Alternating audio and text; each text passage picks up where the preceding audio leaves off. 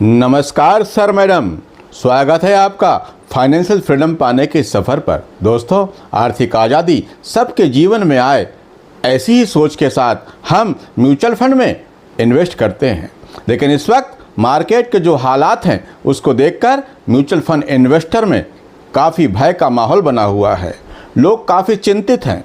हम इस सब पर बात करेंगे, कुछ कमेंट भी लेंगे, मैं अपना पोर्टफोलियो भी दिखाऊंगा और पिछले 15 सालों में मार्केट में क्या गिरावट हुई, कितना पैसा ख़त्म हुआ, नहीं हुआ, उस पर भी हम चर्चा करेंगे।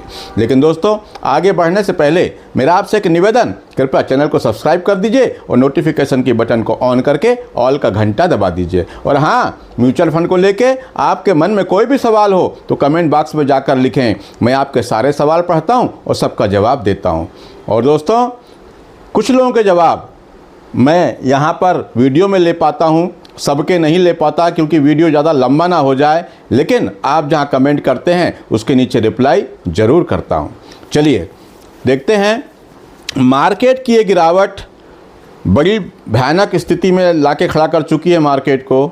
और अभी मैं कई वीडियो में कह चुका हूँ कि मार्केट अभी और गिर सकता है। मैं फिर कह दूं कि मैं कोई बहुत बड़ा भविष्यवक्ता नहीं हूं, मैं मार्केट को प्रिडिक्ट भी नहीं कर सकता हूं, लेकिन जो हालात हैं उसको देख करके अपने विचार, अपनी जानकारियां आप तक साझा करता रहता हूं। अभी मार्केट में बवाल चल ही रहा था, ट्रंप का टैरिफ, अब आ गया ट्रंप का टेरर। आज हर जगह मीडिया में ट्रंप और ये यूक्रेन के राष्ट्रपति ज़ेलेंस्की, इन्हीं की चर्चा चल रही है। इन दोनों के बीच में अगर झगड़ा और बढ़ता है तो समस्या और बड़ी हो सकती है। जी हाँ, समस्या और बड़ी हो सकती है। मार्केट में और भी गिरावट देखने को मिल सकती है। आज जगह जगह इन दोनों के ही चर्चे हैं। और ये साहब एक तो टैरिफ और ना जाने क्या क्या करते जा रहे हैं, जिससे हमारे साथ साथ वैश्विक स्तर पर भी चिंता का विषय है। और ये चिंता का विषय अमेरिका के लिए, खुद के लिए भी है। वहाँ पर भी मंदी की मार हो सकती है। लेकिन अब ये साहब हैं, क्या बोल दें, कब कर दें, दादा हैं विश्व के, कुछ समझ में नहीं आता। तो चलिए, मार्केट में संभल करके इस वक्त रहने की आवश्यकता है, संयम के साथ रहने की आवश्यकता है, मानसिक स्थिति को संभालने की आवश्यकता है। मार्केट में गिरावट और गहरा सकती है, इस बात को ध्यान रखना है। चलिए अब आगे बढ़ते हैं, कुछ कमेंट को लेते हैं। तो मैं यहाँ कमेंट से शुरुआत करता हूँ। तो ये वीरेंद्र कुमार सिंह सर लिखते हैं, मैं रिटायर्ड पर्सन हूँ। मैं दिसंबर से जनवरी 2 महीने के अंदर में 11 लाख रुपए का निवेश किया है। अभी प्रोविडेंट फंड का पैसा मिला। अब मैं बैंक के सीनियर सिटीजन स्कीम में निवेश करने जा रहा हूं क्योंकि मुझे एक नियमित आय की ज़रूरत है। SWP से अभी पैसा नहीं ले क्योंकि NAV काफ़ी गिर चुका है। मैंने 1.5 साल पहले ICICI एनर्जी अपॉर्चुनिटी फंड में निवेश किया था जो अभी 18% कम हो गया है। क्या मुझे इसमें बने रहना चाहिए? देखिए सर, एक तो आप रिटायर्ड पर्सन हैं, मैं आपको पूरी तरह से नहीं जानता इसलिए पूरा सही विश्लेषण नहीं कर पाऊंगा। लेकिन आप एक रिटायर्ड पर्सन है और दिसंबर से जनवरी 2 महीने के अंदर में आपने 11 लाख रुपए निवेश कर दिया। जबकि मैं वो भी इस वक्त गिरते मार्केट में, मैं हर वीडियो में कहता हूं कि अपने पैसे को, इतना सारा पैसा एक साथ किसी भी फंड में नहीं डालना है। दूसरी चीज़, आपने 1.5 साल पहले आपने ऐसे लिया है, आपने 1.5 साल पहले अपॉर्चुनिटी फंड, अब ये साहब सेक्टोरल फंड है। 1-1.5 साल पहले वाकई ये काफ़ी अच्छा रिटर्न बना के दे रहे थे। लेकिन मैं ये कहता हूँ कि सेक्टोरल फंड से दूर ही रहना चाहिए। अब आपको क्या करना है वो आप समझ सकते हैं, उस हिसाब से आप काम कर लें। दूसरी बात, आप कह रहे हैं कि SWP से अभी पैसा नहीं लें, बिल्कुल सही कह रहे हैं। अगर आपको पैसे की आवश्यकता ना है तो आप SWP को अभी स्टॉप भी कर सकते हैं या पैसा जो अमाउंट आप लेते हैं, विड्रॉल करते हैं, उसको कम भी कर सकते हैं। मार्केट में ये सब बना रहता है। लेकिन ये सेक्टोरल फंड सर मुझे बिल्कुल पसंद नहीं है। चलिए अब आगे देखते हैं। अगला कमेंट है, सर मैं जनवरी 2025 से 5,000 रुपये का SIP कर रहा हूँ, मेरा कितने साल में 50 लाख हो जाएगा? देख रहे हैं आप सर, 50 लाख, 5,000 से 50 लाख कितने समय में बन जाएगा, पूछा है आपने अजय कुमार जायसवाल सर। तो देखिए मैं आपको पूरा कैलकुलेट बता रहा हूँ। आप महीने के 5,000 रुपये जमा करते हैं और मान लेते हैं कि लंबे समय में मार्केट के आपके म्यूचुअल फंड ने, पोर्टफोलियो ने 15% का रिटर्न बना के दिया, जो हो सकता है मिल भी जाए। कभी कभी रिटर्न इससे ज़्यादा भी होता है और कभी कभी कम भी होता है। और अगर मैं टाइम पीरियड ले लूँ 18.5 यानी 18.5 साल तक अगर आप 5,000 रुपये की SIP करते हैं, 15% का रिटर्न मिलता है, तो आपको 18.5 साल लगेंगे 52,98,000 रुपये बनने में।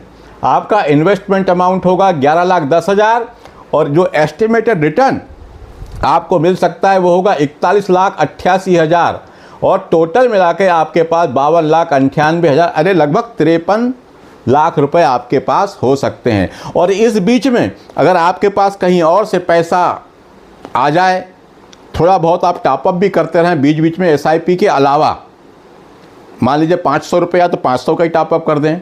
हो सकता है आपका फंड 100 रुपये लेता तो कभी 100 का टॉपअप कर दें, जैसी आपकी क्षमता हो। तो अगर आप कर देते हैं और मार्केट जब जब थोड़ा गिरता है तब तब टॉपअप अगर करते हैं तो आपका ये जो गोल है वो 18 साल के पहले भी पूरा हो सकता है। 18.5 साल के पहले भी पूरा हो सकता है। अब ये मुंबई का बैनर लगा हुआ है।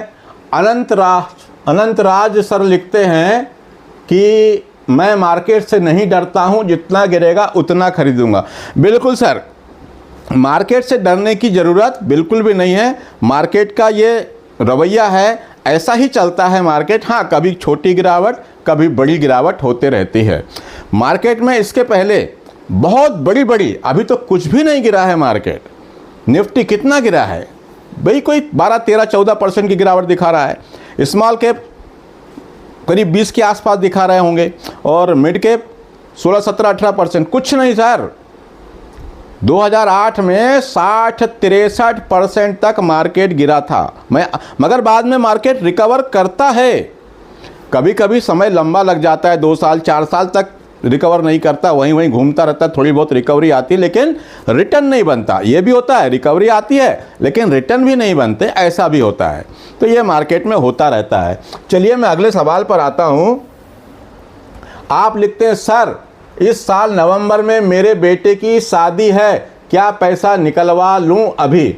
देखिए अमित सालूजा सर, देखिए सर निर्णय तो आपको लेना है, लेकिन मैंने इसके पहले भी एक वीडियो बना के, हो सकता है उसके लिंक भी मैं इस वीडियो में डाल दूंगा उसके डिस्क्रिप्शन में।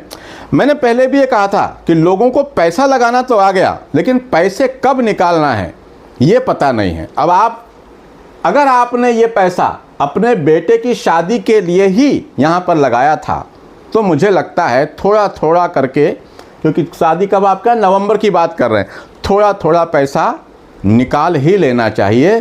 क्योंकि मार्केट में गिरावट कितनी होगी, कब तक होगी, ये पता नहीं।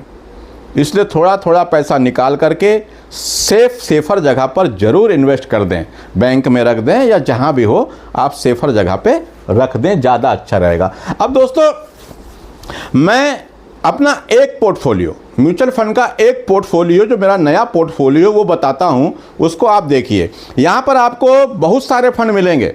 कुछ लोग कहेंगे कि यार इतने सारे फंड क्यों हैं? इतने सारे फंड इसलिए हैं कि कुछ फंड मैंने अभी लिए हैं। ये सितंबर अक्टूबर में जब मार्केट की गिरावट चालू हुई तब मैंने उस फंड को लिए, और इसमें इंडेक्स फंड ज़्यादा हैं। इंडेक्स फंड हैं, ब्लू चिप फंड हैं, और वो इसलिए हैं क्योंकि ये पोर्टफोलियो मैंने शॉर्ट टर्म के लिए डिज़ाइन किया था, इसलिए कुछ फंड यहाँ पे ज़्यादा भी हैं। और 1-2 फंड ऐसे हैं जो मैंने किसी दूसरे ऐप में परचेज़ किया था, वो मेरे ख्याल से 18-19 में, उसको मैंने यहाँ पर ला लिया है, इंपोर्ट कर लिया है, इस कारण से यहाँ दिखेंगे। चलिए देखते हैं। हो सकता है इस छोटे से पोर्टफोलियो को देख कर के भी आपको समझ में आएगा मार्केट इतना गिर गया सर, उसके बाद भी मेरे पोर्टफोलियो में अभी भी 12.84% का XIRR रिटर्न है। अभी भी मार्केट की इतनी गिरावट के बाद भी इतना रिटर्न मेरे को अभी भी दिख रहा है। अब यहाँ पर आप देखिए, यहाँ पर आपको XIRR रिटर्न इस ब्लू चिप फंड में -20% दिखा रहा है। अब ये -20% जो दिखा रहा है, ये इसलिए दिखा रहा है कि मार्केट जब गिरा था तब मैंने यहाँ पर एक बड़ा पैसा यहाँ पे इन्वेस्ट कर दिया था और उसके बाद से मार्केट गिरता ही जा रहा है, इसलिए यहाँ पर माइनस में दिखा रहा है। अब मैं आगे यहाँ पर देखूँ तो आप देखेंगे एक फंड ये है जहाँ पर अभी भी मार्केट की गिरावट में मेरा XIRR रिटर्न 12.8% का अभी भी है। दूसरा इंडेक्स फंड में देखेंगे तो 15% से ज़्यादा का रिटर्न अभी भी है। यहाँ पर देखेंगे ये मल्टी कैप फंड जो है, ये भी मैंने अभी जब मार्केट में गिरावट हुई तब यहाँ पर ऐड किया, तो यहाँ पर मुझे XIRR रिटर्न -40% दिखा रहा है। वहीं मैं ये स्मॉल कैप, इस पोर्टफोलियो में स्मॉल कैप पहले नहीं थे, इसमें मैंने अभी ऐड किया। मार्केट की गिरावट में जब माल सस्ता हुआ तो मुझे लगा कि इस पोर्टफोलियो में भी उसको ऐड करना चाहिए, पर कब तक के लिए? लंबे समय के लिए। तो इसमें भी आप देखेंगे HDFC small cap fund direct growth में 54% माइनस है XIRR। वहीं में यहाँ पर भी देखें प्लस में 15%, इसमें देखें 13%, और आगे आप देखेंगे यहाँ पे 16% से प्लस में हूँ। यहाँ देखिए 21% से ज़्यादा का रिटर्न मुझे अभी भी यहाँ पर दिख रहा है। ये आप देख सकते हैं सर। एक बार फिर से देख लीजिए मेरा रिटर्न, देख लीजिए अभी भी, ये देख लीजिए, ये देख लीजिए XIRR 12%, ये देख लीजिए।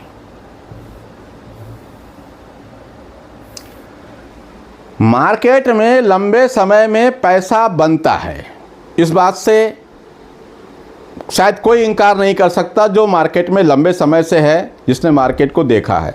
ये मार्केट गिरावट होते रहती है, चलते रहती है, यहाँ कोई ज़्यादा डरने घबराने की बात मुझे नहीं दिखाई देती। हाँ, अगर आपके पास इस गिरावट में इन्वेस्ट करने के लिए पैसे नहीं हैं तो आप इन्वेस्ट भले ही ना करें, पर मैं ये कहता हूँ कि अगर आप मार्केट को समय देंगे तो रिटर्न ज़रूर बनेगा।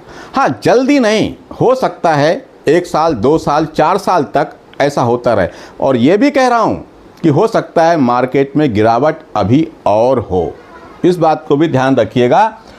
अब मैं यहाँ पे देखते हैं इस चार्ट को, यहाँ पर आपको मैं 18 साल, जी हाँ 18 साल पहले की बात बता रहा हूँ, 18 साल। अब इस 18 साल में मार्केट में कई बार मार्केट बुरी तरह से गिरा, मार्केट यहाँ पर कई बार बुरी तरह से गिरा। 2008 का क्रैश भी हुआ जहाँ पर निफ्टी 50 63% तक गिर चुका था। वहाँ पर भी उसके बाद मार्केट ने कैसे रिकवर किया और पोर्टफोलियो में पैसा कैसे बना, इसको भी आप ध्यान से देख लें तो हो सकता है आपका डर थोड़ा सा कम हो जाए। ये देखिए यहाँ पर आप देख रहे हैं, यदि किसी ने यहाँ पर 18 साल पहले 1 लाख रुपए लगाए होते, कितने? 1 लाख रुपए लगाए होते Nippon India growth fund plan में, तो कब से कब तक? यहाँ पर देखिए 28 फरवरी 2007 से 2007 में किसी ने 1 लाख रुपए लगाया था, और आज 28 फरवरी 2025, देख रहे हैं आप, 7 से लेके 25 तक, इस 1 लाख की वैल्यू आज करंट में कितनी है? 13,10,996 रुपए। देख रहे हैं आप, 13,10,996 रुपए, 15% से ज़्यादा का रिटर्न बनाकर इस फंड ने दिया है। अब अगले फंड को देखें, मिड कैप का फंड है Sundaram mid cap fund regular plan. यहाँ पर भी 28 फरवरी 2007 को किसी ने 1 लाख रुपए लगाया था, आज 28 फरवरी को उसकी वैल्यू 1 लाख की कितनी है? 13,07,000 रुपए। उसके बाद आप ये HSBC इस मिड कैप फंड को देखिए, यहाँ पर भी एक इसने कब लगाया भाई? ये भी 7 में लगाया हुआ है, ये सब 7 से है। 2007 के रिटर्न बता रहा हूँ आपको, 2007 से लेके अभी 25 के बीच में। तो यहाँ पर देखिए 1 लाख के 12 लाख, यहाँ पर 1,12,15,000, 1,12,11,000, 1,11,93,000। अब आगे और देख लीजिए, सबसे कम वाले को भी देख लीजिए, ये हाई से लो की ओर चल रहे हैं। तो अब सबसे इधर नीचे में भी जाएं तो यहाँ पर देखिए, ये बड़ौदा, इनका जो मिड कैप फंड है, यहाँ पर 1 लाख के 9 लाख, 12% 98, मतलब लगभग 13% का रिटर्न बना करके इस फंड ने दिया। वहीं ICICI prudential mid cap fund growth, यहाँ पर भी देखें, यहाँ पर भी 7 से इन्वेस्टमेंट है और 25 तक में 1 लाख के बन गए 8,78,000, 12% से ज़्यादा का return. Quant mid cap fund growth plan, यहाँ पर 2007 से 2025 1 लाख रुपए के बन गए 7,73,000। यहाँ पर टॉरस मिड कैप फंड को देखें आप, यहाँ पर भी 1 लाख के बन गए 6,71,000, 11% से ज़्यादा का रिटर्न। आप बताइए, क्या मार्केट में इसमें कई बार गिरावट हुई कि नहीं हुई? कई बार मार्केट गिरा या नहीं गिरा? अगले वीडियो में मैं आपको ज़रूर बताऊंगा कि मार्केट कितनी बार गिरा और कितनी बुरी तरह से क्रैश हुआ। उसके बाद रिकवर भी हुआ, कुछ बार जल्दी हुआ और कभी कभी लेट भी हुआ, लेकिन पैसा बनता है, यही बनता है। अब आप बताइए, आप जाएंगे कहाँ? अगर आपका जो इन्वेस्टमेंट टाइम है लंबा समय है, तो आप कौन सी बैंक FD में आप ये पैसा रखेंगे जहाँ पर आपको 11% से ज़्यादा का रिटर्न मिलेगा? मैं कम से कम बता रहा हूँ आपको। हाईएस्ट तो आपने देख लिया, जहाँ पर आपके बन गए थे 1 लाख के 13 लाख। ये कब का है? जब मार्केट में इतनी गिरावट हो चुकी है तब का रिकॉर्ड देख रहे हैं आप,